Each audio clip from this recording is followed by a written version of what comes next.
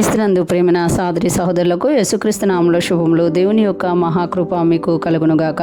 ఈరోజు దేవుడు మనకిచ్చిన మాట ఎస్తేరు గ్రంథము 5వ అధ్యాయము 12వ వచనం.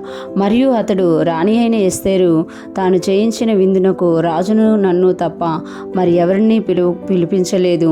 రేపటి దినమున కూడా రాజుతో కలిసి విందునకు రమ్మని నాకు సెలవైనదని తెలియజేశాను. ఈ మాటలు మనం ఎస్తేరు గ్రంథంలో చూస్తున్నాము.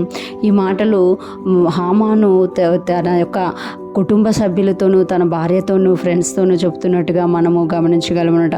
మరియు అతడు రాణి అయిన ఎస్తేరు తాను చేయించిన విందునకు రాజును నన్ను తప్ప మరి ఎవరిని పిలిపించలేదు. ఇక్కడ హామాను తను శత్రువైనప్పటికీ కూడా ఎస్తేరు విందునకు పిలిచిన విధానమును అతను ఏమనుకుంటున్నాడు అంటే అది ఒక ఘనతగా అనుకుంటున్నాడు. నిజానికి కూడా బయట ఏమీ తెలియనప్పుడు మనం కూడా ఘనతగానే అనుకుంటాం. ఎందుకు అనంటే ఎస్తేరు రాణి అయిన ఎస్తేరు రాజుని అతని యొక్క ఆ యొక్క సైన్యాధ్యక్షుని హామాను మాత్రమే పిలిచినప్పుడు ఎంతో సంతోషం అన్నమాట. ఎందుకో చూడండి, అందరూ పిలువబడిన విందు వేరు ఉంటుంది, స్పెషల్గా పిలువబడిన విందు అనేది వేరేగా ఉంటుంది అనమాట. ఇక్కడ హామాను కూడా అదే తృప్తిగా చెప్పుకుంటున్నాడు. హామాను ఏం చెప్తున్నాడు అంటే నాకు దేవుడు ఎంత గొప్ప ఇది చేశాడు, మేలు చేశాడు అని చెబుతూ ఎంత ఘనతనిచ్చాడంటే రాజుతో పాటు నేను రాణి అయిన ఎస్తేరు విందునికి వెళ్ళడానికి నాకు కృప చూపించాడు అని వాళ్ళ దేవతల విషయంలో అతనికి కలిగిన ఘనత విషయంలో మాట్లాడుకుంటున్నాడు అనమాట. అంతేకాకుండా రేపటి దినమున కూడా రాజుతో కలిసి విందునకు రమ్మని నాకు సెలవైనదని తెలియజేశాను.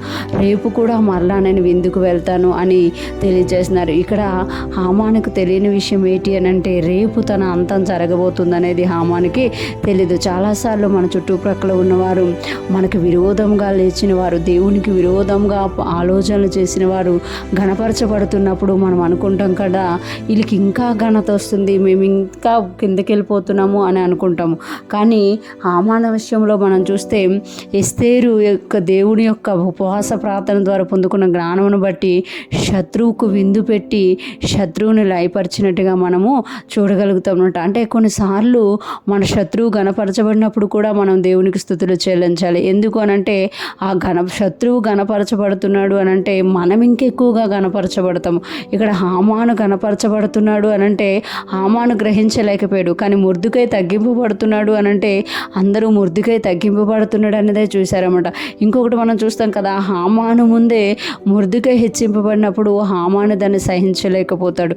కానీ మొర్దెకై యొక్క ఘనత అనేది శాశ్వతంగా ఉంది. దేవుని పిల్లలకు కలిగే ఘనత అనేది ఎప్పుడు కూడా శాశ్వతము. దుష్టుడు గణపరచబడతాడు కొన్ని రోజుల మట్టికి అనమాట, కానీ దేవుని పిల్లలు గణపరచబడితే అది శాశ్వతంగా ఉంటుంది అని మొర్దెకై ద్వారా దేవుడు మనకి తెలియజేస్తున్నారు. ఈరోజు ఫ్రెష్ మన్నా వింటున్న ప్రతి ఒక్కరూ జ్ఞాపకం చేసుకోవాలి, మన శత్రువు గణపరచబడిన దాన్ని బట్టి అతడు మాట్లాడుతున్నాడా అయితే మనం భయపడక్కర్లేదు అనమాట. శత్రువే గణపరచబడుతున్నాడు అనంటే మనం ఇంకా ఉన్నతంగా అత్యధికంగా గణపరచబడతాము అని మనం ధైర్యం తెచ్చుకోవాలన్నమాట.